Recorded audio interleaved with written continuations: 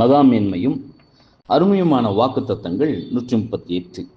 அவன் தன்னுடைய ஆடுகளை பேர் சொல்லி கூப்பிட்டு அவைகளை வெளியே நடத்தி கொண்டு போகிறான். யோவான் 10:3. கர்த்தருக்கு சொந்தமான ஒவ்வொரு மேலும் கர்த்தர் தனிப்பட்ட அக்கறை காட்டுகிறார் என்ற காரியத்தை சிலர் உணர தவறி விடுகின்றனர். பலியின் உடன்படிக்கையில் பிரவேசித்த ஒவ்வொரு தேவனுடைய உண்மையான பிள்ளையையும் கர்த்தருடையவர்கள் ஆவார்கள். நாம் இதை எப்பொழுதும் நினைவில் வைக்க வேண்டும். தன்னை பின்பற்றுகிற ஒவ்வொரு இடமும் எஜமான் சிறப்பான மற்றும் தனிப்பட்ட அக்கறை காட்டுகின்றார்.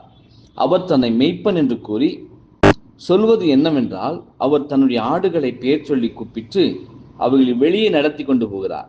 இது அவருடைய ஒவ்வொரு உண்மையான சீஷர்கள் மீதும் அவருடைய காரியங்களிலும் உள்ள விசேஷமான மேற்பார்வை மற்றும் அக்கறை குறிக்கின்றது. இவர்களுக்கு என்ன நேர்ந்தாலும் அது எதேச்சையாகவே அதிர்ஷ்டவசமாகவோ நடந்தது அல்ல என்பதே. ஆமேன்.